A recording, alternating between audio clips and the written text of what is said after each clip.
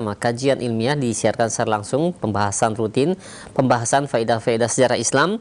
Dan alhamdulillah pada kesempatan pagi hari ini akan disampaikan pembahasan biografi dari Syekh Izzuddin bin Abdussalam rahimahullah ta'ala oleh Al-Ustaz Dr. Ali Musri Semjan Putra hafizahullahu ta'ala.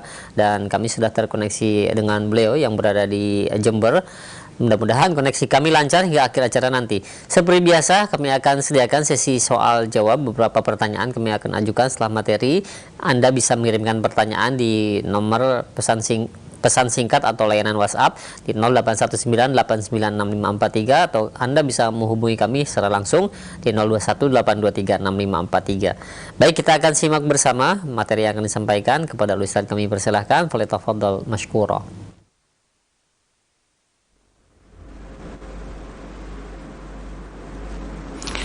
Bismillahirrahmanirrahim. Assalamualaikum warahmatullahi wabarakatuh. Alhamdulillahirabbil alamin, wassalatu wassalamu ala rasulil amin wa ala alihi washabihi ajmain. Pemirsa dan pendengar Roja TV dan Radio Rojan, muliakan Allah Subhanahu wa taala. Pujian syukur kepada Allah Subhanahu wa taala, kembali di pagi hari ini kita dimudahkan Allah Subhanahu wa taala untuk melanjutkan pembahasan kita, yaitu menggali faedah-faedah dari sejarah Islam. Semoga Allah Subhanahu wa taala memudahkan kita selalu untuk mendapatkan ilmu yang bermanfaat, mengamalkannya serta mengajarkannya kepada orang lain. Pemirsa dan pendengar rahmati Allah Subhanahu wa taala, di pagi yang berkah ini jangan pula kita lupa untuk memperbanyak, ya, di hari Jumat memperbanyak ungkapan salawat dan salam buat Nabi kita Muhammad sallallahu alaihi wasallam, sebagaimana kita yang dimotivasi oleh Rasul kita sallallahu alaihi wasallam agar kita memperbanyak di hari yang berkah ini untuk mengucapkan salawat dan salam bagi Nabi kita Muhammad sallallahu alaihi wasallam. Pemirsa dan pendengar rahmati Allah Subhanahu wa taala, pembahasan kita sebagaimana pada pembahasan lalu, di mana kita membahas sekilas biografi para ulama yang wafat dalam masa kekuasaan kekhalifahan tertentu, ya. Maka pada kekhalifahan Al-Hakim bi Amrillah ini yang berkuasa pada tahun 661 Hijriah sampai 701 Hijriah. Jadi sekitar 40 tahun beliau berkuasa. Tentu banyak peristiwa dan banyak pula para ulama-ulama yang gugur dalam masa kekuasaan beliau, ya, atau yang meninggal. Nah, sebetulnya banyak sekali peristiwa-peristiwa penting di sini, karena memang di tahun 661 Hijriah ini adalah tahun kelahirannya Syekhul Islam Taimiyah. Dan kemudian yaitu di awal berkuasanya Hakim bi Amrillah, yaitu khalifah yang kedua dari Khalifah Bani Abbasiyah yang telah bermarkas, yang telah berpusat di Qahirah, ya. Nah, yaitu berarti pada tahun 701 berarti Syekhul Islam Taimiyah sudah berumur 40 tahun. Nah, oleh sebab itu di dalam semasa kekuasaan Hakim bi Amrillah ini juga terdapat peran penting dari Syekhul Islam Ibnu Taimiyah rahimahullah bekerjasama dengan penguasa di dalam mempertahankan kekuasaan kaum muslimin dari serangan bangsa Tatar. Jadi tidak sedikit dari peranan beliau, Syekhul Islam Taimiyah memberikan motivasi dan dorongan, ya, serta memotivasi kaum muslimin untuk berjihad bersama penguasa saat itu, ya. Tentu peristiwa-peristiwa ini kemungkinan bisa, kalau ada waktu kita akan bahas sedikit peranan Syekhul Islam Taimiyah di dalam masa kekuasaan Al-Hakim bi Amrillah, atau nanti saat kita membahas biografi Syekhul Islam Taimiyah kita akan sebutkan peranan beliau di dalam menjaga kesatuan, ya, daulah Islamiyah di masa beliau, dan kerjasama beliau dengan para penguasa untuk menjaga wilayah Islam dari ceplokan, dari serangan bangsa Tatar. Nah, di dalam masa kekuasaan Hakim bi Amrillah ini Imam Suyuti mentalkhis, meringkas, menyebutkan nama ulama-ulama besar yang wafat di masa kekuasaannya, yaitu dari rentang tahun 661 Hijriah sampai 701 Hijriah. Jadi 40 tahun itu banyak sekali tentunya, ya, pastinya para ulama yang wafat. Di antaranya adalah yang berperan penting di masa kekuasaan Hakim bi Amrillah, yang dimana memberikan sebuah ultimatum atau resolusi jihad, ya, bahasa kitanya di masa Baibaris, Sultan Baibaris, di mana ketika Sultan Baibaris meminta pendapat kepada para ulama untuk memungut atau meminta bayar iuran daripada masyarakat umum untuk membeli peralatan tempur, peralatan perang, ya, alat-alat pertempuran yang dibutuhkan untuk menghadapi peperangan dengan bangsa Tatar saat itu. Maka telah kita jelaskan sebelumnya bahwa Syekh Izzuddin Abdussalam menyebutkan dibolehkan apabila memang kas negara telah kosong dan juga para pejabatnya tidak memiliki kemewahan dari harta mereka. Jadi setelah kas negara kosong, yang pertama lagi berikutnya, yang setelah itu yang berikutnya harus menyumbang itu adalah para pejabat mereka, yaitu menginfakkan harta-harta mereka untuk membeli peralatan perang dan juga masyarakat umum. Nah, oleh sebab itu kita akan coba melihat sekilas tentang biografi beliau, tentang Syekh Izzuddin Ibn Abdissalam ini, dan juga di dalam masa rentang waktu 661 Hijriah sampai 701 Hijriah itu, di antaranya para ulama besar lain yang terkenal tentunya adalah Imam Abu Syamah. Ini dari kalangan ulama Syafi'iyah juga, itu Imam Abu Syamah, ya, yang memiliki kitab Al-Ba'its ala Inkar al-Bid'ah. Jadi kemudian juga ada imam yang terkenal dalam ilmu tafsir, itu Imam Al-Qurtubi, ya, sebut tafsir wa tadhkirah. Kemudian ada lagi Imam Burhanuddin Al-Burhan Ibnu Jama'ah. Dan juga ada pula bapak dari Ibnu Daqiq Al-Id, itu Majduddin Ibnu Daqiq Al-Id, tapi bukan Ibnu Daqiq Al-Id yang masyhur. Ini wafatnya nanti di masa pemerintahan berikutnya, yang insyaallah kita akan bahas juga sekilas tentang biografi beliau. Kemudian juga ulama Syafi'iyah yang wafat juga adalah Muhyiddin An-Nawawi, Imam Abu Zakaria An-Nawawi yang masyhur di kalangan ulama Syafi'iyah, ya, Imam Nawawi. Kemudian itu di antara ulama-ulama yang wafat. Dan juga Abdul Halim Ibnu Taimiyah. Abdul Halim Ibnu Taimiyah ini adalah bapak dari Syekhul Islam Taimiyah. Baik, insyaallah kita akan bahas mana yang memungkinkan untuk kita bahas, insyaallah, di antara seperti mana Abu Syamah, kemudian juga Imam Al-Qurtubi. Baik, pemirsa dan pendengar rahmati Allah SWT, pada kesempatan ini kita akan mencoba melihat pembahasan tentang sekilas biografi Imam Izzuddin Ibn Abdissalam, ya. Nama beliau adalah yaitu Abdul Aziz bin Abdissalam. Ya, nama beliau Abdul Aziz bin Abdissalam Ibni Abil Qasim bin Hasan bin Muhammad bin Muhadzab, ya. Itu bi'tifaqul ulama, ya. Juga ulama menulis biografi beliau, ya. Kemudian nisbahnya adalah pada qabilah As-Sulami Al-Maghribi Ad-Dimashqi Al-Misri Asy-Syafi'i. Nah, itu nisbah beliau, As-Sulami Al-Maghribi Ad-Dimashqi Al-Misri Asy-Syafi'i. As-Sulami nisbah kepada qabilah Bani Sulaim, ya, salah satu qabilah yang masyhur di kalangan pecahan dari qabilah Qabail Mudar, dan banyak sekali ulama-ulama yang nisbah kepada ini, yaitu daripada Bani Sulaim ini, ya, As-Sulami. Jadi beliau adalah Arabil asal, beliau adalah keturunan Arab. Al-Maghribi artinya bahwa asal beliau itu kembali kepada Biladil Maghrib, ya, daerah barat, yaitu Jazirah Afrika, yang Biladil Maghrib itu, ya, itu yang dimaksud seperti Maroko, Algeria dan Tunisia. Wala'alla ahlu ajdadihi ja'a minal Maghrib wa sakana Syam. Jadi menurut, ya, kemungkinan beliau ini bapaknya adalah berasal dari Maghrib, ya. Kemudian Maghrib itu maksud daerah yang sekarang terbagi beberapa negara yang dahulu disebut Maghrib, ya, Al-Arabi, yaitu Tunisia, Maroko dan Algeria atau Aljazair, ya.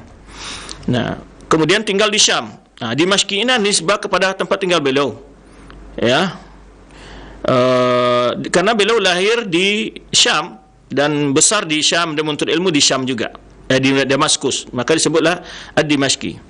Dan bahkan beliau juga memegang beberapa urusan penting, ya, kedudukan penting di negeri Damaskus, ya, dan menjadi guru di Madrasah Salihiyah dan lainnya, dan memiliki beberapa tugas-tugas penting, ya, baik dari negara maupun ke sosial masyarakat, ya. Dan bahkan lama hidup beliau di Damaskus. Kemudian adapun Misri adalah nisbah kepada Mesir tentunya, ya, yang beliau setelah tinggal di Damaskus pindah ke Mesir, ya, dan menetap di sana, dan beliau meninggal di Mesir. Nah, dan dikuburkan di Mesir. Nah, walidzalika yuqal anhu, karena itulah disebut, ya, Maghribi aslan, Dimashqi maulidan, wal Misri daran wa wafatan. Jadi sesuai dengan negeri-negeri yang beliau lalui, gitu, ya. Maghrib adalah asal dari bapak beliau datang pindah ke Syam, ditinggal di Damaskus. Kemudian disebut beliau Maghribi Dimashqi Al-Misri, wafat karena beliau terakhir dari kehidupan beliau di Mesir dan meninggal di Mesir. Baik. Kemudian Asy-Syafi'i adalah nisbah ila madhab al-Imam Muhammad bin Idris Asy-Syafi'i fi fiqh Islami, dalam pemahaman fikih, ya. Wa yusabu ila al-'izzu li'annahu tafaqqaha ala hadha al-madhhab. Kenapa disebutkan beliau Syafi'i? Karena beliau mendalami, ya, madhab Syafi'i, dan beliau mengajarkan serta memfatwakan hal-hal yang sesuai dengan madhab Syafi'i. Kemudian juga beliau menjadi hakim dengan istinbat al-ahkam far'iyah, ijtihad beliau membangun di atas kaidah-kaidah fikih ulama Syafi'iyah. Dan beliau juga mengarang kitab, ya, yang berkenaan dengan fikih Syafi'i, ya. Sampai beliau pada tingkat ijtihad fil madhab, beliau adalah pada tingkatan orang yang sudah sampai pada tingkat mujtahid dalam madhab Syafi'i. Baik. Kunyah beliau siapa? Kunyah beliau adalah Abu Muhammad, ya, Abu Muhammad. Gelar-gelar beliau di antara gelar beliau adalah Izzuddin, dan juga digelar Sultanul Ulama. Sultanul Ulama ini nanti akan kita lihat karena beliau adalah orang yang vokal di dalam menyuarakan kebenaran, sehingga disebutkan dengan Sultanul Ulama atau Izzuddin. Jarian ala adati dzalikal asr alladhi intashar fihi al-alqab. Kenapa beliau digelar Izzuddin? Karena memang pada masa beliau itu sering banyak diberikan gelar-gelar, ya, kepada para ulama maupun para penguasa, ya. Jadi amatan lil khulafa wal muluk wal umara wal ulama. Jadi diberi gelar-gelar kehormatan baik para pejabat khalifah, para raja, para amir-amir, dan para ulama. Nah, wa nisbatu ila din khasatan faluqiba bi izzuddin, ya. Jadi nisbahkan kepada agama untuk orang yang membuat agama ini kokoh, mulia, ya. Kemudian Izzuddin diringkas menjadi Al-Izzu Abdissalam. Ini sering disingkat Al-Izzu Ibni Abdissalam, sering disebut dengan begitu, ya. Ini nama yang jadi populer dalam menyebut nama beliau, ya, di masa beliau, dan juga dalam kitab-kitab sejarah maupun dalam kitab-kitab biografi dan fikih, ya. Kemudian beliau terkenal dengan gelar beliau yang kedua, yaitu Sultanul Ulama. Sultanul Ulama, ya, yu'rafu aidan bi Ibni Abdissalam, ya, isyara ilaihi fi ba'dil ahyan. Jadi kadang disebut Ibni Abdissalam, kadang disebut Sultanul Ulama. Walakin syariku fi hadhihi tasmiyah al-akhirah ghairuhu min al-malikiyah khasah. Kata penulis di sini bahwa gelar beliau yang terakhir ini juga ada sebagian ulama Malikiyah mendapat penyebutan nama gelar sebagian juga, ya, dan juga dari Syafi'iyah dan juga Hanabilah, ya. Wadzalika nusibat ba'du kutubihim ila al-Izz Abdissalam, sehingga ada yang menisbahkan sebagian buku-buku mereka kepada Al-Izz Abdissalam. Dan juga dia sebut dengan laqab Al-Qadi karena beliau menjadi qadi baik di Damaskus maupun di Mesir. Wa hadha wasfun lahu li tawallihi mansib al-qada fi Dimashq wal Al-Qahirah. Disebut dengan qadi karena beliau memegang jabatan ini waktu tinggal di Damaskus dan juga waktu tinggal di Qahirah, di Kairo, ya. Kemudian juga diberi gelar dengan Qadil Quda, ya. Hakim, maha hakim, gitulah, ya. La ta'yini mas'ul 'anil qada wal qudah, ya, 'anil qada wal qudah. Karena dia bertanggung jawab membawahi, ya, urusan kehakiman dan juga para qadi, ya. Kalau kita mungkin Mahkamah Agungnya, gitu. Di Fustat wal Wajil Qalbi, dan di beberapa tempat di antara di daerah Fustat. Adapun lakabnya sebagai Sultan Ulama adalah faqad laqibahu bi tilmizu al-awwal Ibnu Daqiq al-Id. Jadi yang menyebutnya sebagai Sultan Ulama adalah yang beri gelar ini pertama kali adalah muridnya, itu Ibnu Daqiq al-Id. Ibnu Daqiq al-Id yang nanti, ya, ini juga seorang ulama besar. Kama dzakara Subki, ya, dan sebagaimana disebutkan oleh Imam Subki dalam Tabaqat Syafi'iyah tentunya, waladzi laqaba Syekh Izzuddin Sultan Ulama. Dialah yang memberikan gelar kepada Syekh Izzuddin Abdissalam dengan gelar Sultanul Ulama. Wa wajha tasmiyah annahu akkada makanatal ulama, ya, akkada makanatal ulama. Apa alasannya dia digelar dengan Sultan Ulama? Karena dia meninggikan kedudukan ulama, wa rafa'a dzikrahum fi asrihi, dan memberikan kedudukan yang mulia kepada para ulama di masanya. Wa jassada dzalika fi mawaqifihi, dan itu terbukti di dalam beberapa peranan-peran penting beliau, ya, fi inkari al-hukam wa salatin wal umara li ba'd tasarrufatihim al-mukhalifah, yaitu karena beliau adalah yang mengangkat kedudukan ulama di tengah-tengah kekuasaan dan dalam memberikan nasihat pengingkaran terhadap para penguasa, sultan dan para amir-amir yang di dalam beberapa kebijakan-kebijakan yang menyelisih aturan agama.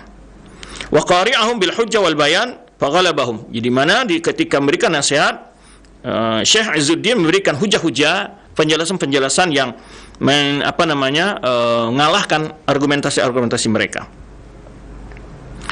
Wa kana ala ra'sil ulama fi hadzal mauqif as-sulb. Ya, dia adalah yang memimpin para ulama di dalam mengambil sikap-sikap seperti ini, ya, mimma aradu li katsir minal mata'ib, dan oleh sebab itu beliau sering menanggung konsekuensi dari sikap beliau tersebut, ya, diusir dan segala macamnya, ya. Washtaha al-Izz wa Salam bi hadzal laqab wa naqalahu mu'dham al-kuttab wal mu'allifin. Dan beliau terkenal dengan sanjung lakab tadi itu, gelar tadi, ya, dengan banyak ditukil oleh para orang di dalam para penulis dan para terjemah, ya. Wa tafaqu ala istiqaqi al-izz li hadhihi tasmiyah, dan mereka sepakat tentang berhaknya gelar itu diberikan kepada Izz Abdus Salam. Walakin ikhtalafu fi ta'liliha, tapi mereka berbeda dengan alasan kenapa dia diberi gelar seperti itu. Sebagian mereka menyebutkan alasan yang sebelumnya, yaitu karena dialah yang memprovokasi, ya, menjadi pelopor, ya, para ulama untuk berani memberikan masukan-masukan kepada penguasa. Dan ada pula yang menyebutkan alasannya innahu ishtahara bihadzal laqab li nadharatihi al-jadidah. Ya, karena dia terkenal dengan ini adalah karena banyaknya pendapat-pendapatnya yang pembaharuan yang dilakukannya. Wa nufuri minat taqlid, dan jauhnya dia daripada sifat taklid. Yani walaupun beliau bermadzhab Syafi'i tapi beliau tidak muqallid. Dan wuluhu martabat al-ijtihad, dan sampainya beliau pada tingkat mujtahid, ya. Wa khasatan an wa'asha fi asr sya'a fihi taqlid. Nah, kenapa? Karena di masa beliau itu sangat fenomenal sikap-sikap orang dalam taklid kepada imam-imam mazhab. Waltazama an-nasu bihi wa hamasa ba'dhum bi qafil babil ijtihad, ya, di mana banyak manusia saat itu lebih banyak taklid kepada imam-imam, dan bahkan sebagian mereka berpendapat diam-diam pintu ijtihad telah tertutup, ya. Wa aqafu ala kutubis sabiqin wa ara'im lam yukallifu anfusahum ana al-bahth wal istinbat. Mereka hanya cukup melihat kitab-kitab para ulama yang telah berlalu dan pendapat mereka, dan tidak mencoba membebani diri mereka untuk melakukan penelitian-penelitian dan istinbat-istinbat hukum, ya. Wa muwajahatu dzuruf al-mutaghayyirah wal masail jadidah, untuk menghadapi kondisi-kondisi yang baru, ya, dia menemukan solusi-solusi dari masalah yang mustajaddah, dari persoalan-persoalan yang baru, ya. Baik. Kemudian beliau lahir, tadi kita sebutkan beliau lahir di Damaskus, ya. Kemudian adapun tahun kelahiran beliau, ya, pendapat kebanyakan yang menyebutkan tahun lahir beliau ada 577 Hijriah. 577 Hijriah, dan ada pula yang menyebutkan 578 Hijriah, ya. Baik, kondisi Damaskus di masa hidupnya zaman Al-Izz Abdus Salam ini adalah hadratul ilmi wal ulama. Nah, jadi kondisinya Damaskus itu adalah pusat kajian ilmu dan para ulama banyak di sana. Ya, mundu asr al-Umawi, semenjak masa kekuasaan Khalifah al-Umayyah. Jadi Daulah al-Umayyah. Yaqtatuha al-ulama min kafatil funun. Di sana banyak sekali pakar-pakar para ulama dari berbagai bidang. Ya, wa yastami' fiha a'immatul ilm bari'un. Jadi sehingga berkumpul di sana ulama-ulama yang begitu dalam ilmunya, dan banyaknya para orang datang menuntut ilmu ke sana. Ya, wa kana Masjid Umawi jami'atan li ulum wat tullab wal ulama. Jadi Masjid Al-Umawi itu bagaikan universitas, ya, yang di sana menggali berbagai ilmu, dipenuhi oleh para ulama dan para penuntut ilmu. Ya, dan dilihat dari sejarah kehidupan Izz Abdus Salam ini, beliau adalah hidup dalam keluarga yang miskin, ya, fi usratin faqira maghmurah. Falau dzikru sarih li abihi wa ummihi, tidak terdapat penjelasan tentang bagaimana kehidupan orang tua mereka, orang tua beliau, ayah dan ibu beliau, dan juga kakak beliau dan paman-paman beliau, ya, atau tentang cerita tentang masa kecil beliau, ya, yang disebutkan oleh para penterjemah atau penulis biografi beliau. Beliau hanya menuntut ilmu fi sin mutaakhirah, yaitu pada umur yang sudah agak lanjut beliau menuntut ilmu. Jadi di situ para ulama melihat bahwa beliau ini memang kota Damaskus adalah kota ilmu, ya kalau bahasa orang sekarang mungkin kota santri, ya kota jamiah, kota para pakar ilmu, ulama besar banyak di sana. Subki menyebutkan dalam Tabaqat Syafi'iyah, ya, bahwa tentang orang tua beliau, ya, sami'tu Syekh al-Imam yaqul kana Syekh Izzuddin fi awal amrihi faqiran jiddan. Beliau di masa kecilnya, ya, awalnya beliau sangat miskin sekali, ya, walam yastaghil illa ala kibar. Jadi beliau tidak bisa menuntut ilmu kecuali pada umur yang usia sudah lanjut. Sebab demikian itu adalah, ya, kana yabitu fi kallasa ya zawiyah wal bina al madsa inda bab shimali al jami' al mu'min. Dia beliau tinggal di sebuah gubuk, ya, kallasa itu zawiyah, sudut, sebuah sudut, ya, yang terdapat di salah satu sudut Masjid Al-Umawi, ya, di dekat Masjid Umawi. Fabata biha lailatan dzatal barq syadid, ya. Lalu pada saat suatu malam terjadi tidur di malam yang sangat dingin, fahtalama. Lalu beliau mimpi, ya, faqama musri'an wa nazala fi barkatil kallasa. Ya. Dan ketika itu beliau mandi, ya, di suatu kulah air gitu, ya, tampungan air yang ada di dekat situ. Fahasalu alamun syadid minal bar, sehingga beliau mengalami kedinginan yang luar biasa. Wa'ada fanama, tidur lagi dia, kemudian mimpi lagi, kemudian mandi lagi, ya. Kenapa beliau mandi di sebuah kolam di situ? Ya, karena disebut di sini bahwa pintu masjid tertutup, ya. Wa huwa la yumkinuhu al-khuruj, karena tidak mungkin untuk keluar. Fatala'a fa'ughmiya alaihi min syiddatil bar. Akhirnya beliau pingsan karena kedinginan berat, ya. Tetapi di sini apakah benar ini cerita ini diceritakan sendiri oleh Izzu alaihissalam atau adalah kejadian ini apa terulang, ya, mimpi 2 kali 3 kali itu apa benar atau tidak? Ini yang perlu dilihat. Cuman sumasamina fil maratil akhirah, kemudian setelah beliau itu, di saat beliau hampir siuman, beliau mendengar sebuah panggilan, wahai Abdussalam, atudul ilmu wa amal, engkau inginkan ilmu atau pekerjaan? Faqala Syekh Abdussalam al-ilm. Beliau mengatakan saya mau ilmu, li'annahu yahdi ilal amal, karena ilmu adalah memberikan peluang untuk mendapatkan amalan, ya, bekerja. Di sini satu faedah, ya, ketika beliau hampir siuman, ada orang yang mengatakan kepada beliau, kamu mau menuntut ilmu atau mencari pekerjaan? Beliau memilih ilmu, karena ilmu akan memberi muka peluang untuk mendapatkan pekerjaan. Nah, fa asbaha wa akhadha tanbih fa hafidhahu fi muddatin yasirah. Setelah itu, ya, beliau belajar kitab fikih itu tanbih, dan beliau hafal dalam waktu yang singkat. Kemudian beliau fokus untuk ilmu, ya, sehingga beliau menjadi seorang ulama yang sangat alim pada zamannya, ya. Ini di antara min ajabi khalqillah ta'ala, ya, min a'budi khalqillah, dan juga seorang ulama yang sangat rajin beribadah. Baik.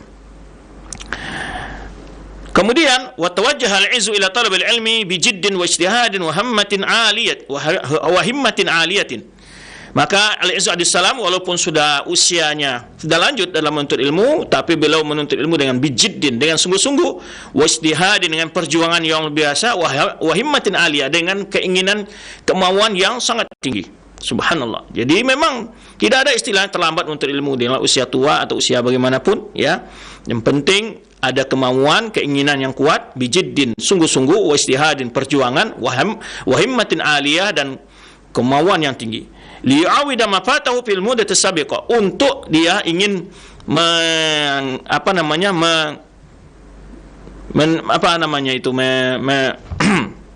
mengganti apa yang telah terlalaikan pada usia yang sebelumnya, yaitu di masa kecilnya dan di masa mudanya, gitu.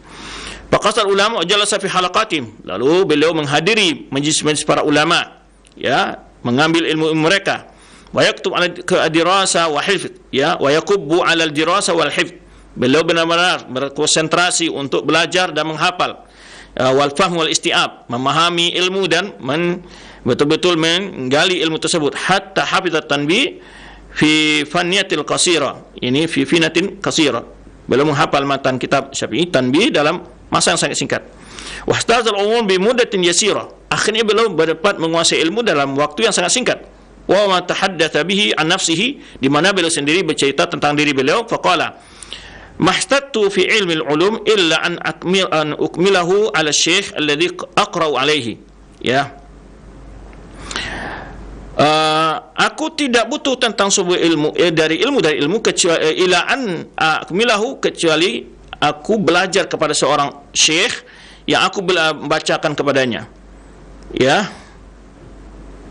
Wa ma tawassattuhu ala shaykhin min al-syekh alladziina kuntu aqra'u alaihim illa wa qala li asy-syekh qad istaghnaita anni. Jadi beliau setiap belajar fokus dengan syekh itu, mendalami ilmu bersama syekh tersebut. Demikian tidaklah beliau mengatakan bertemu dengan para masyayikh yang pernah beliau belajar atau yang beliau menuntut ilmu bersama mereka dalam masa yang cukup singkat. Beliau dikatakan oleh para guru-guru beliau mengatakan, engkau sudah tidak butuh lagi kepadaku. Ya, fastagil ma'a nafsik. Sekarang saatnya engkau untuk menggali ilmu dengan dirimu sendiri. Ya, nanti sudah melihat, sudah memiliki alat-alat lah ya. Untuk menuntut ilmu itu harus ada alat, memiliki bagaimana cara hal-hal umul usul lah. Siapa usul ilmu, dia usul fikih kah, usul hadis kah, usul tafsir kah. Nah, beliau ini sudah matang dari segi usul dan sudah memahami istinbat-istinbat dari perkataan para ulama maupun dalil.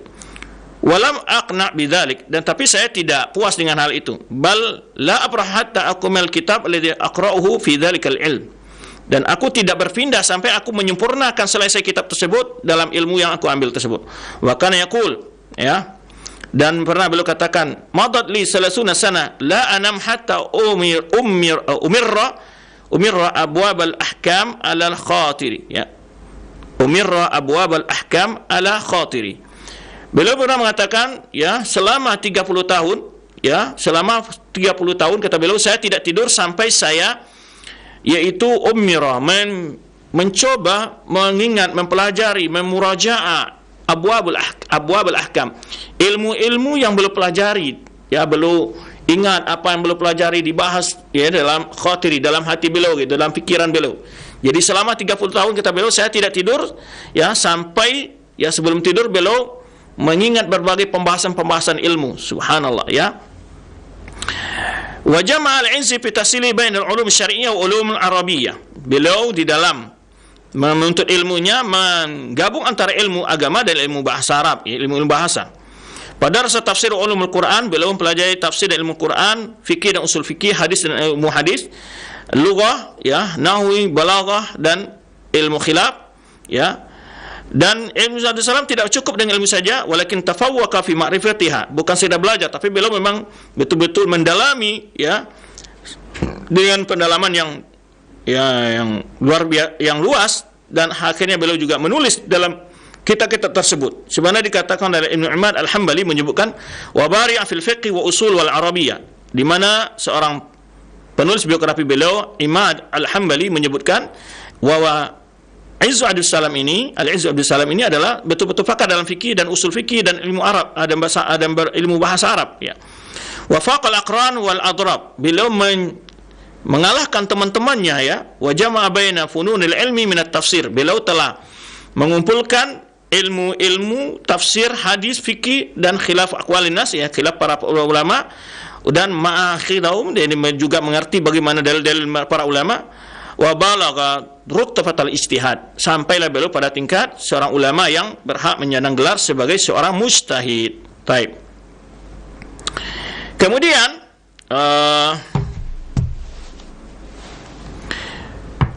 rihlah beliau ke Baghdad. Ya, secara umum beliau lebih banyak menuntut ilmu di Damaskus karena banyak ulama di sana. Satunya kalau dibaca bagaimana Damaskus itu sebagai kota ulama, ya, tarikh Damaskus yang ditulis oleh Ibnu Asakir itu cukup banyak sekali, ya, para ribuan para ulama yang beliau jelaskan belajar di yang berada di kota Damaskus. Kebanyakan beliau menuntut ilmunya adalah para ulama-ulama Damaskus. Tapi beliau pernah berkelana menuntut ilmu 3 kali, ya. Walakinahu irtahala anha salat samarat li agradin mukhtalifah. Al-ula rihlatu ila Baghdad. Jadi beliau pernah keluar dari Damaskus dan pergi ke Baghdad. Yang kedua adalah ke Mesir, yang ketiga adalah ke Hijaz untuk melaksanakan haji dan umrah. Ya, wa kana hadhil akhirah fil ghalib ba'da sana, dan beliau baru keluar dari Damaskus untuk melawan buana menuntut ilmu ke Baghdad maupun ke Mesir dan juga Hijaz sambil berhaji dan umrah, itu setelah tahun 644 Hijriah. Ya, wa kana qad balagha fil ilmi ghayatahu, di mana beliau sudah memiliki ilmu yang cukup lumayan gitu ya. Wa bada nazalan sa'an qada'i Mesir, setelah beliau meminta untuk mundur dari jabatan sebagai qadi di Mesir. Wa kana nasu yaqsunahu hunaka bit fatwa wal akhd anhu, di mana orang sudah banyak meminta memfatwa kepada beliau ya.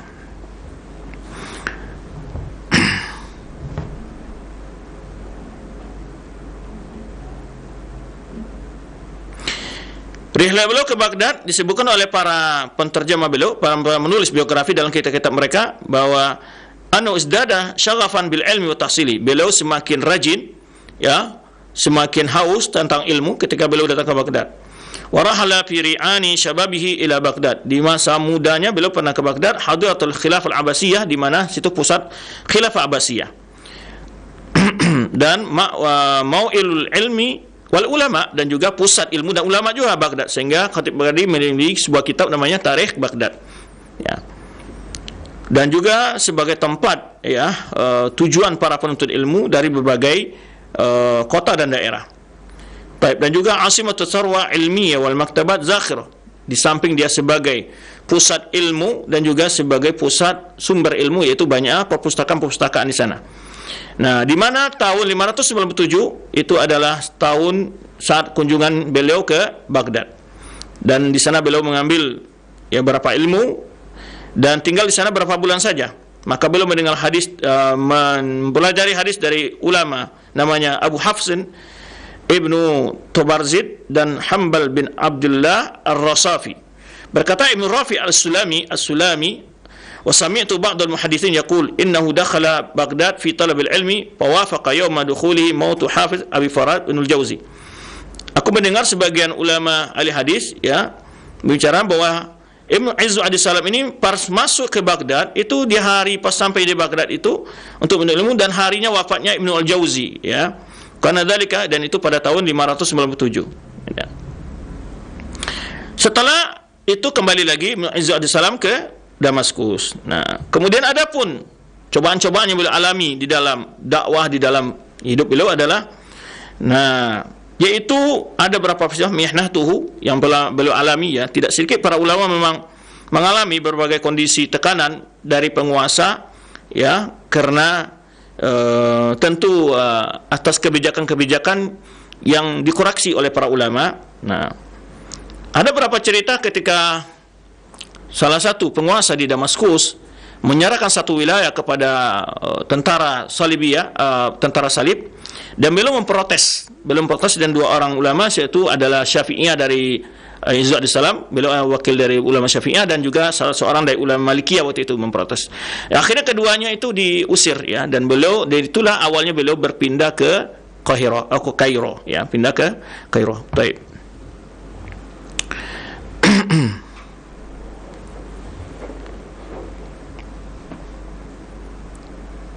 Nah, ini mauqiful min tahalufi Salih Ismail ma'asalibiyin. Jadi ada salah satu penguasa dari penguasa kaum muslimin ya yang melakukan kerjasama dengan para pasukan Salibiyin.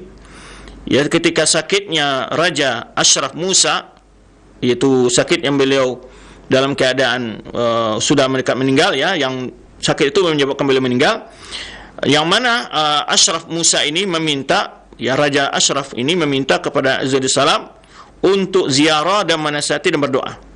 Maka Izzu Ad-Salam memberikan masukan bi'ibtal munkarat, untuk menutup berbagai tempat-tempat kemungkaran dan mengembalikan kezaliman-kezaliman, ya hal harta yang zalim yang diambil secara zalim dikembalikan, wa tatbiq asy-syara' wal iltizam bil Quran wa sunnah, dan memberikan masukan agar yakni tegakkannya aturan-aturan agama dan berpegang teguh dengan Al-Quran dan Sunnah. Fa'amar Sultan Al-Marid akhahu Ismail, maka sultan yang sedang sakit ini menyuruh saudaranya namanya Ismail al-Ditawal Sultan bin Niyabah, yang itu sebagai wakil ya, yang menggantikan ketika saudaranya sakit, dan dialah yang memegang sebagai, kalau kita mungkin pejabat sementara gitu ya. Dan untuk melaksanakan nasihat dan masukan dari Syekh Izzu Ad-Salam. yaitu melaksanakan apa yang diperintahkan, yang diharapkan oleh Syekh Abdul Salam tadi yang beliau sampaikan kepada raja waktu itu. Kemudian meninggallah Malik Ashraf pada tahun 635. Baik. Lalu yang menjadi raja setelah itu ada saudaranya Saleh Ismail, Raja Malikus Saleh Ismail. Nah, tetapi raja ini Ismail ini, ya pejabat ini tidak sesuai dengan, tidak menemukan kecocokan bersama Izz Salam. Ya. Bahkan Ismail sayyizan bi Izz, dan dia memiliki prasangka buruk kepada Syekh Abdul Salam. Walakinnahu lam yajru ala azli an khitabatul Jami' Umawi. Tapi dia tidak berani untuk memecat Syekh Izz Salam dari sebagai seorang imam dan juga khatib di Masjid Jami' Al-Umawi, ya. Lima ra'au min takrim al-Ashraf Musa wa Malik Kamil li'izzi, ya, karena para pejabat lain dahulu sebelumnya, saudaranya yang menjadi raja sebelumnya dan juga Malikul Kamil itu sangat menghormati Izz Salam. Walimah tamam, tapi Izz Salam memakan mauqah fil mujtama, dan juga kedudukan Izz Salam di tengah masyarakat. Wa suqatin wa hubbi min jumhuril muslimin, dan begitu banyaknya kaum muslimin yang menghormati, memuliakan beliau. Walama amara Ashraf naibahu wa akhahu Ismail bi ital munkarat allati asyara ilaihi al-Izz nafadha ba'dahu wa akhfala ba'dan akhar. Terkala Malikul Ashraf sebelumnya yang memerintahkan agar saudaranya Malikus Saleh Ismail ini untuk melaksanakan apa yang diperintahkan Izz Salam untuk menutup berbagai bentuk kemungkaran. Nah, hanya dilaksanakan sebagian tapi tidak semuanya. Nah,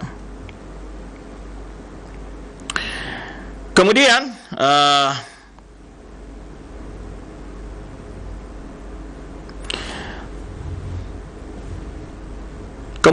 pada satu kejadian ini, ya, disebutkan walama tufiya Sultan Al-Ayyubi Al-Kamil Muhammad bin Adil, tak kala meninggal Sultan Ayyubi, ya, terjadi perebutan atas kekuasaannya, dan yang menjabat kekuasaan satu anak beliau yang paling besar itu adalah Saleh Ayyub. Maka beliau berpindah ke Sam, ya, ba'da astaqar lahu amr fi Mesir, setelah menguasai Mesir. Kemudian beliau menginginkan setelah itu untuk mengumpulkan kekuasaan-kekuasaan lain di bawah kekuasaannya. Nah, kemudian setelah itu terjadi di sini walam yataharraja Ismail min luju ila salibiyyin ada al-muslimin, di mana Ismail ini berupaya untuk bekerjasama dengan tentara salib, ya, dalam menguasai wilayah-wilayah lain, ya. Fatahala fa'am liyanju liyajidu liujannidu, untuk membantu pasukan Ayub ini, ya, dalam menguasai wilayah-wilayah yang ada. Nah, ketika itulah diprotes oleh Izz Salam, ya, sehingga waktu itu Sultan Ismail mengizinkan pasukan salib masuk ke daerah Damaskus, dan membeli senjata-senjata untuk memerangi kaum muslimin di Mesir. Jadi dia Sultan Saleh ini ingin menguasai Mesir yang waktu itu di bawah kekuasaan Baybaris, Sultan Baybaris. Ini menyebabkan marahnya Syekh Izz Salam, ya, sehingga wabada ajaula ula, yani ketika ditanya para ulama, para masyarakat bertanya tentang hal yang dilakukan oleh Sultan Saleh ini, yaitu membolehkan pasukan salib masuk ke Damaskus dan membeli berbagai senjata, maka yahrumu alaikum mubaya'atahum. Disebutkan di sini, tegaskan ini adalah haram melakukan hal itu, ya. Kenapa? Karena kata Izz Salam, mereka membeli senjata untuk membunuh saudara-saudara kalian sesama muslim, ya. Kemudian beliau sa'a mimbar Masjid Al-Umawi Al-Kabir, ya. Kemudian beliau berpidato di mimbar Masjid Al-Umawi dengan menjelaskan masalah berloyalitas kepada musuh-musuh, dan beliau menjelaskan hukumnya berkhianat, ya, wasanna'a ala sultan, dan beliau menjelaskan tentang tindakan yang dilakukan sultan itu adalah tindakan yang tidak tepat. Inilah yang menyebabkan mulainya adanya renggang hubungan antara Izz Salam dengan penguasa yang ada di Damaskus, yang berakhir beliau pindah ke Mesir, dan beliau hidup di bawah kekuasaan Sultan Baybaris. Nah, inilah yang menunjukkan beliau semakin mendapat kedudukan yang mulia di sana, dan Sultan Baybaris adalah sultan yang soleh, yang mana banyak sekali berperan di dalam membela wilayah kaum muslimin daripada masukan Tatar, dan juga beliau juga yang meminta pendapat kepada Izzu Adissalam dalam rangka untuk melengkapi persenjataan, meminta iuran masyarakat atau sumbangan masyarakat. Taib.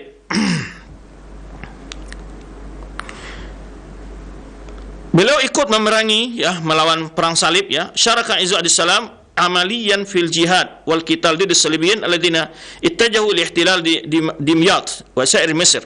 Beliau ikut berperang bersama Sultan Baybaris tentunya ya, secara langsung berjihad menghadapi pasukan salib ya, pasukan salib yang mencoba menguasai daerah Dimyati dan beberapa wilayah-wilayah Mesir lainnya ya, setelah di mana pasukan salib sampai kepada daerah namanya Mansura ya.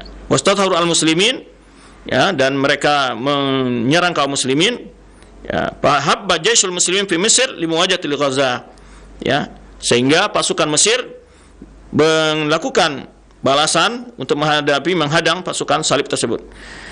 Berkata Subki, wa kana Syekh Izzu Adissalam ma'al askar ya, beliau termasuk dari antara tentara pasukan yang masuk dalam itu, di dalam pasukan tersebut.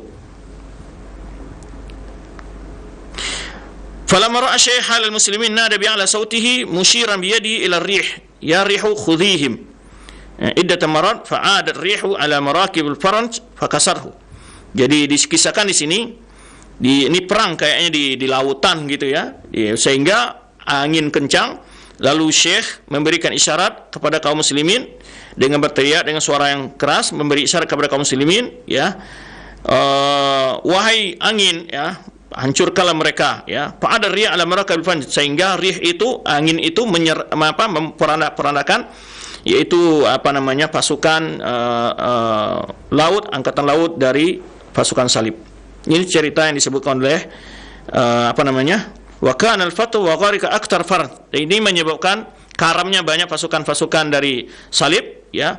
Sarakha baina muslimin sarikhun alhamdulilladzi arana fi ummati Muhammad rajulan sakhar lahu rih ya, sehingga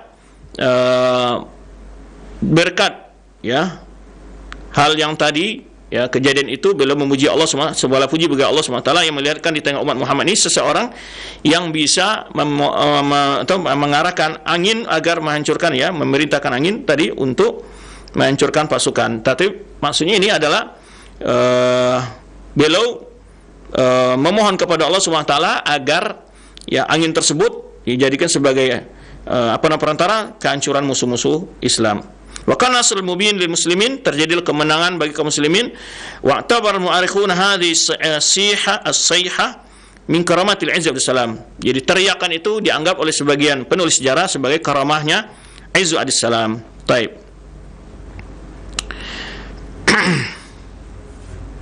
Kemudian juga kisah beliau berjihad melawan Tatar ya, setelah gugurnya, setelah jatuhnya Baghdad, dan beliau juga ikut berjihad ya, menghadapi pasukan Tatar ya, dalam menyerang Damaskus dan beberapa kota lainnya. Baik, karena waktu batas kita, dan terakhir beliau membaiat ya Baybaris yang waktu itu menjadi raja Mesir ya, di mana Sultan Baybaris ini sangat menghormati Izzu Adissalam wa yahtarimuhu, dan memuliakan beliau dan mengenal bagaimana kedudukan beliau ya, wa yakfur inda aqwali wa fatawi, dan Baybaris ini sangat memperhatikan masukan-masukan dan fatwa dari Izzu Adissalam tersebut. Izzu Adissalam wafat pada tahun 660 Hijriah, yaitu sekitar 1262 Masehi ya, dan hal ini disebutkan oleh para penulis biografi beliau ya, dan ilmu beliau dan umur beliau ketika wafat adalah sekitar 83 tahun ya. Kemudian sedikit ya tentang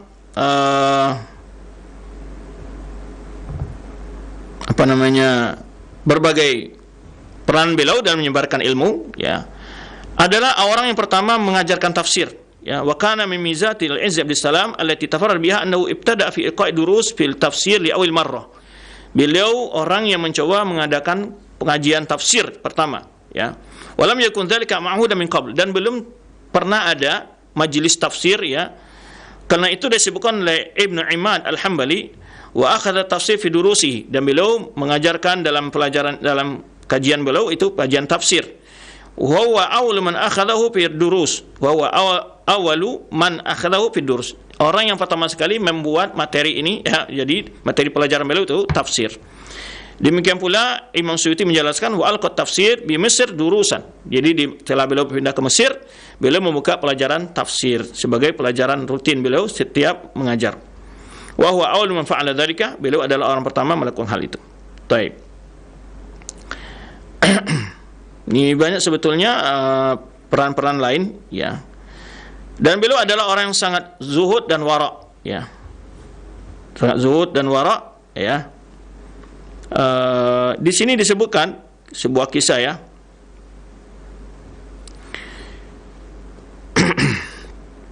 Disebutkan di sini di mana para ulama-ulama yang semasa Nabi SAW dan murid-muridnya, ya, tentang bagaimana mengatakan bahwa seorang Ibnu Zalim adalah orang yang wara' dan yang sangat taqi, wari'an taqiyan, yang sangat memperhatikan hal-hal yang halal dan sangat jauh sangat menjauhi hal-hal yang haram.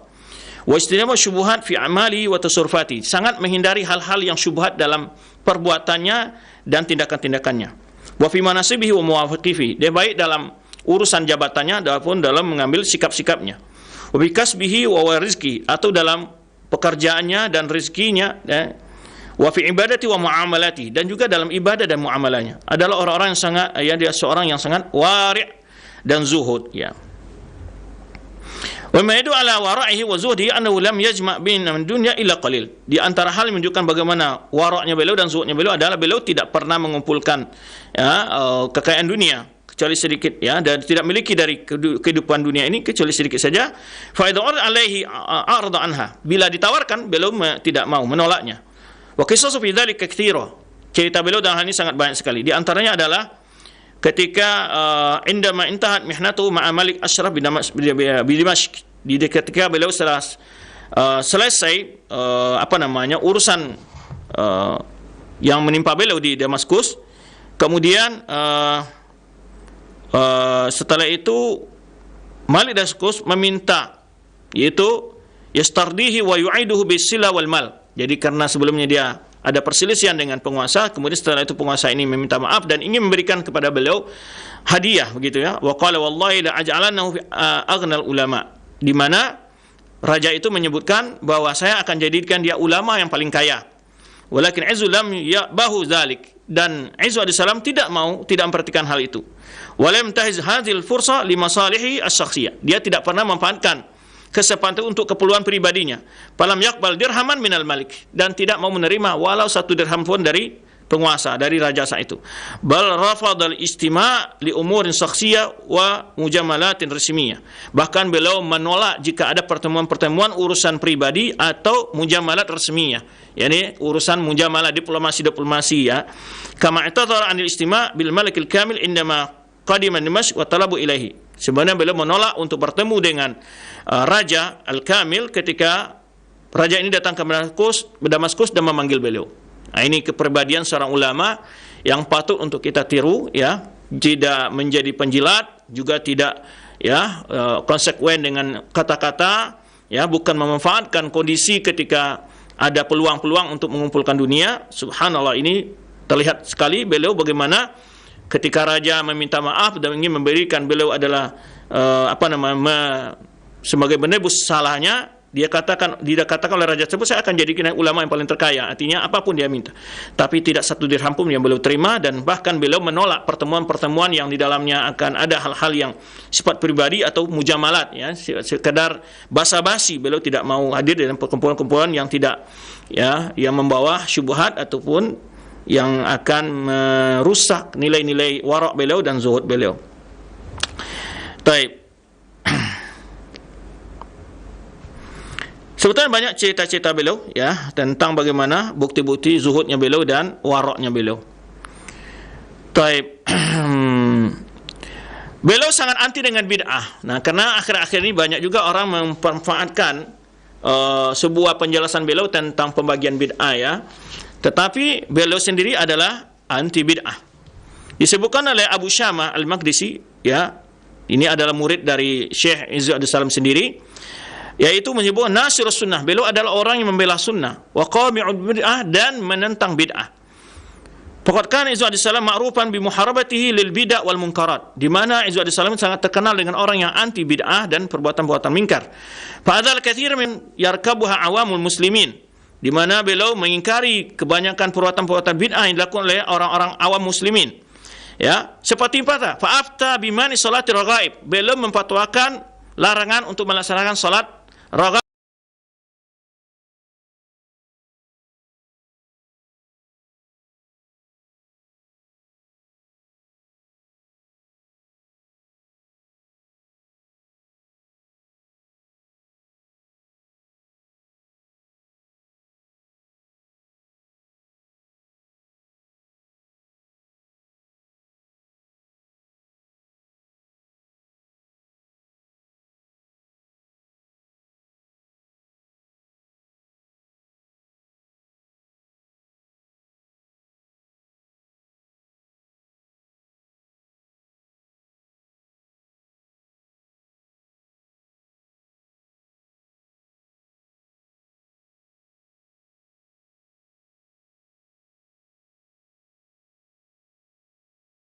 Lam tu'had fi sadr awal, tidak pernah terdapat dilakukan oleh generasi pertama umat ini. Kama azal izbi dal khutaba fil masjid, fi daripada aniraqsi was sama'i, dari bergoyang dan berdendang, ya, bergoyang dan berdendang di dalam berzikir, dalam berselawat, ya. Beliau menyebutkan wa amma raqsu wa tasfiqu, adapun bergoyang, bertepuk tangan,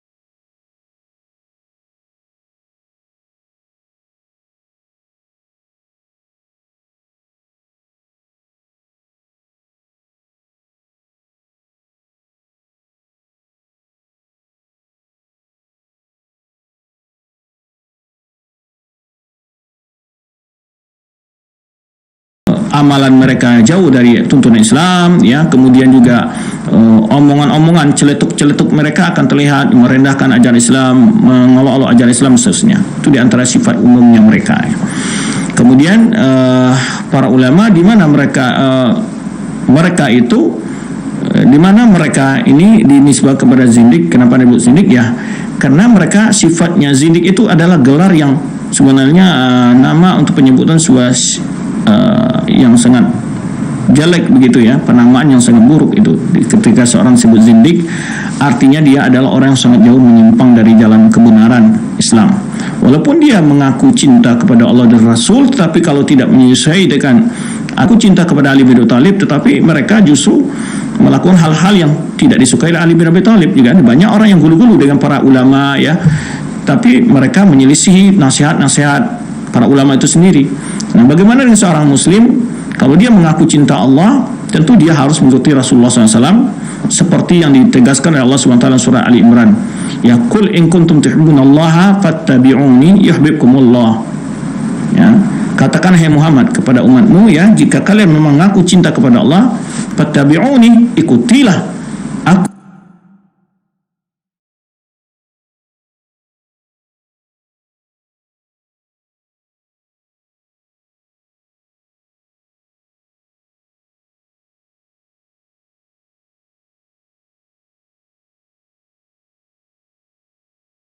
Quran, ya, atau salah jalan dan mengaplikasikan cintanya, ya, maka ada suatu bait syair, ya, kullu yada'i yasilu ila Allah wa ila laila wa laila la taqiru bidzaka. Ada orang setiap kali mengaku saya ini, ya, pacarnya Laila, saya kekasih Laila gitu, tapi Laila nggak pernah mengakui dia sebagai kekasih dia gitu. Maknanya tidak sekedar. Maka para ulama menyebutkan Laisa sya'na an tuhibbu walakin sya'na an tuhabbu. Bukan an tuhabba, ya, an tuhabba. Bukan perkaranya engkau mengaku mencintai, tapi permasalahan yang penting itu adalah bagaimana engkau supaya dicintai. Ya, jadi jangan mengaku cinta Allah, cinta Rasul SAW, tapi Allah dan Rasulnya tidak mencintai kita. Maka yang penting itu berbuat sesuatu yang membuat Allah mencintai kita. Ya, membuat Rasulullah SAW mencintai kita. Itu yang harus kita lakukan. Tentu bagaimana hal itu bisa dapat? Tentu dengan mengikuti perintah Allah yang ada dalam Quran, menjalankan sunnah Rasulullah SAW. Itulah cara kita agar kita dicintai Allah dan Rasul. Adapun banyak orang mengaku cinta Allah, banyak orang tapi dia nggak sholat, tapi dia tidak menutup aurat. Ya. Ada orang mengaku dirinya bersih, akhlaknya, hatinya baik, tapi tidak sholat. Di mana kebaikan hati? Itu merupakan rusaknya hati seseorang. Ya. Ada pula argumentasi ya, yang penting hati baik, tidak berhijab, tidak berapa. Itu sudah menunjukkan hatinya yang rusak. Sehingga kalau hati baik pasti dia menutup auratnya begitu. Tidak bergabung, mungkin terjadi satu pelanggaran yang orang mengakui kelebihan di sisi lain, padahal dia jelas-jelas melanggar terus mengaku bahwa dia memiliki kelebihan yang lain. Tidak ada artinya kita mengaku-ngaku kalau tidak dibukti dengan amal. Makanya Hasan Basri menyebutkan laisal imanu bitamanni wala bitahalli walakin maqara biqalbi wa taba'ahu amal. Jadi bukan iman itu bukan secara bercita-cita, bukan sekedar khayalan, tapi adalah yang betul-betul tertancap dalam hati dan diikuti dan dibuktikan dengan amal kita. Wallahu a'lam bishawab. Nah, baik, syukuran jazakallahu khair atas jawaban Ustaz. Demikian, mudah-mudahan bermanfaat untuk kita semua. Dan selanjutnya silahkan kami berikan kesempatan untuk Anda yang ingin bertanya di layanan yang telepon di 0218236543. Silahkan. Jika sudah terhubung langsung, halo. Halo, assalamualaikum. Waalaikumsalam. Dengan siapa di mana? Erwin di Padang Simpuan. Nah, silakan Pak Erwin. Assalamualaikum Pak Ustaz. Waalaikumsalam warahmatullahi wabarakatuh. Seperti kita ketahui, banyak ulama-ulama besar berasal dari Suriah, Mesir, Maroko. Mereka ulama besar yang kita kenal dalam sejarah-sejarah Islam tersebut kan. Tapi kenapa zaman sekarang banyak penyimpangan di negara-negara tersebut? Masyarakatnya jauh dari manhaj salaf dan cenderung melakukan tindakan-tindakan yang dilarang oleh para ulama-ulama besar tersebut, yang dipraktikkan hingga saat ini menyebabkan banyaknya penyimpangan mereka tersebut. Apakah ajaran-ajaran ulama-ulama besar tersebut tidak berbekas sedikit pun atau sudah mulai ditinggalkan oleh mereka? Kenapa mereka harus meninggalkan ajaran tersebut? Padahal ajaran-ajaran itu kan sangat pas dengan manhaj salaf. Itu yang ditanyakan. Baik. Jazakumullahu khairan. Oh iya. Nah, silakan Ustaz dari Pak Erwin di Padang Sidempuan.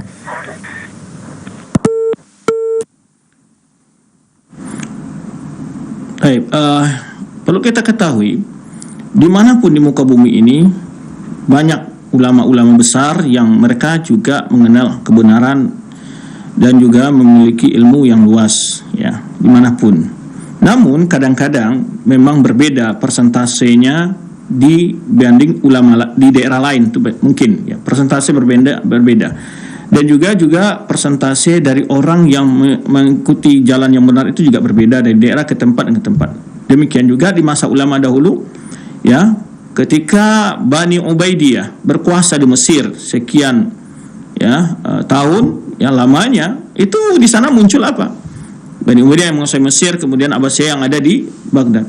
Nah, di Bani Ubaidiyah dan juga negara-negara Khawarij yang ada di bagian tadi di Maghribi itu, di bagian benua Afrika yang bagian ke Arab tadi, di Maroko dan juga Aljazair atau Algeria dan juga Tunis. Di situ dulu berpusat juga ada negara. Jadi tergantung dari juga dipengaruhi oleh kondisi politik, juga dipengaruhi oleh kondisi politik.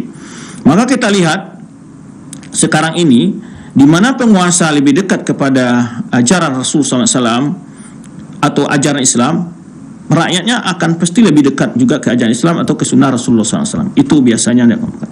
Maka ada ungkap para ulama, ya, dinul awam ala mulukihim. Banyaknya kadang-kadang agama masyarakat itu begitu agama penguasa. Ya, itu kadang-kadang sudah dalam sejarah memang gitu, ya, terbukti gitu ya. Kebanyakan bahwa masyarakat itu banyak terpengaruh oleh pemahaman penguasa, karena mereka yang membuat aturan, mereka yang memberikan peluang untuk tersebarnya kebenaran, mereka yang itu semua berada di tangan mereka tentunya. Tapi bukan berarti di tempat-tempat tersebut mati kebenaran, tidak ada sama sekali orang yang berada di atas kebenaran, tidak demikian. Jadi itu memang situasi bahwa politik, tapi namunnya ulama tetap muncul, ulama-ulama besar. Nah ini, jadi mereka fokus untuk belajar ilmu agama, tidak mati gitu. Bagaimanapun penguasa, hiruk pikuk mereka dalam berkecamuk merebut kekuasaan. Namun kita lihat di masa-masa yang begitu genting juga lahir ulama-ulama besar, ya, ulama-ulama yang berpengaruh. Ya. Kita lihat tadi Salam dan banyak sekali ya, tadi Imam Nawawi, banyak sekali ulama-ulama yang mana saat itu juga kondisi umat Islam setelah dibantai habis oleh Mongol, ya, oleh bangsa Tatar, ya, tetap ulama-ulama juga bangkit, ada gitu. Karena memang kebenaran itu tidak akan pernah hilang di tengah umat Islam. Itu sebenarnya sabda Rasulullah SAW, la tazalu ta'ifatu min ummati zahirin 'alal haq. Akan senantiasa satu golongan di umatku ini berada di atas kebenaran, la yadurru man khalafahum wa la man khadzalahum. Tidak akan mengganggu mereka orang-orang yang menentang dan menghina mereka. Hatta ya'ti amrullah, sampai datangnya keputusan Allah, terjadinya hari kiamat. Jadi itu sunanullah, ibrah ya. Itu adalah istilahnya memang suatu pelajaran sejarah yang kita lihat. Ya, ketika Iran sebelum dikuasai oleh orang Syiah Rafidhah, itu adalah pusat ulama-ulama sunnah semua di sana. Namun setelah Iran dikuasai oleh Syiah Rafidhah, ya, hampir tidak terdengar suara ulama Ahlussunnah di sana. Tapi apakah tidak ada ulama Ahlussunnah di sana? Ada, mereka ada, tapi tetap mereka tidak muncul ke permukaan karena memang kalau di masa sekarang pokoknya media apapun informasi dikuasai oleh pihak yang memusuhi mereka gitu, maka mereka tidak muncul. Ya, demikian dalam berbanyak kondisi. Namun itulah hikmah, ya, adalah tantangan yang dialami oleh para penegak kebenaran dimanapun dan kapanpun. Wallahu a'lam bishawab. Nah, baik, syukuran jazakallahu khair atas jawaban Al-Ustaz. Demikian untuk yang bertanya. Dan selanjutnya, kami ajukan pertanyaan kembali di layanan pesan WhatsApp dari Abu Yusuf yang berada di Depok, dan juga penanya yang lainnya yang kami gabungkan dengan pertanyaan yang senada. Ya Ustaz, kondisi kaum muslimin yang banyak penyimpangannya, yaitu dalam kebid'ahan dalam hal agama, apakah akan terus terjadi sampai hari kiamat nanti? Lantas kapankah ajaran Islam ini akan kembali murni seperti apa yang telah dicontohkan oleh Rasulullah SAW dan para sahabatnya? Mohon penjelasannya.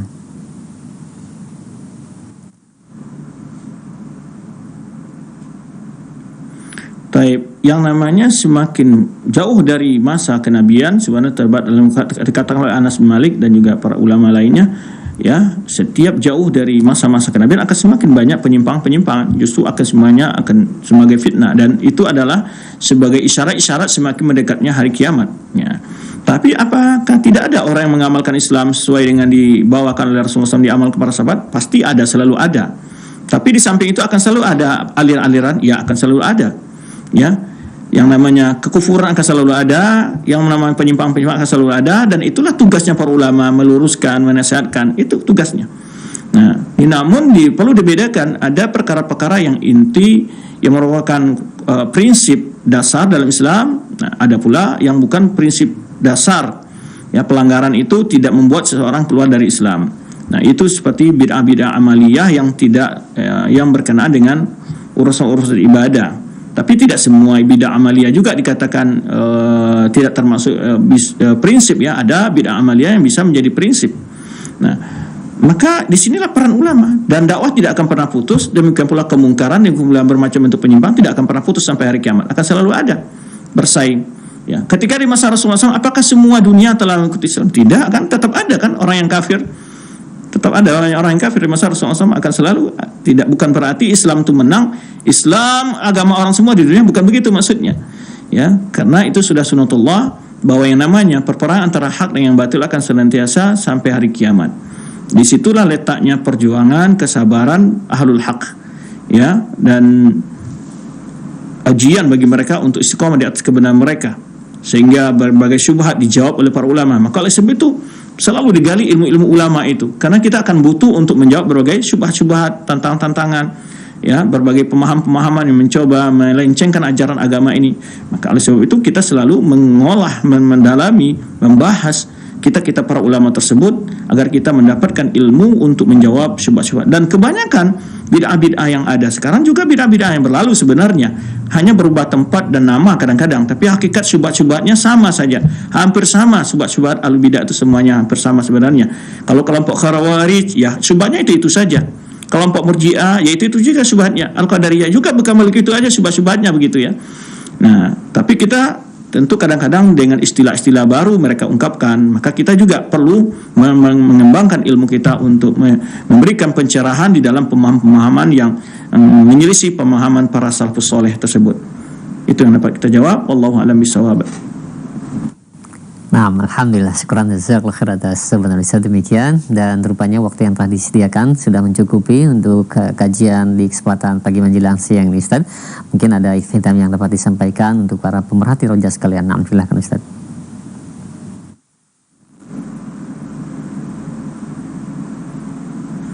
Alhamdulillah, materi yang kita sampaikan telah selesai. Semoga apa yang telah kita bahas mendapat kita ambil faedah-faedahnya.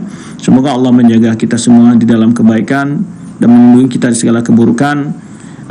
Juga kepada teman-teman yang telah meluangkan waktunya untuk terselenggaranya acara ini, semoga Allah berikan keberkahan dalam usia dan rezeki mereka serta segala hal yang Allah berikan kepada mereka. Demikian, mohon maaf jika ada kekurangan dalam penyampaian materi ini. Subhanakallahumma bihamdika asyhadu an la ilaha illa anta astaghfiruka wa atubu ilaik. Wassalamualaikum warahmatullahi wabarakatuh. Waalaikumsalam warahmatullahi wabarakatuh. Kami ucapkan jazakallahu khair, barakallahu fiik kepada Ustaz yang sudah meluangkan waktunya untuk kami semua.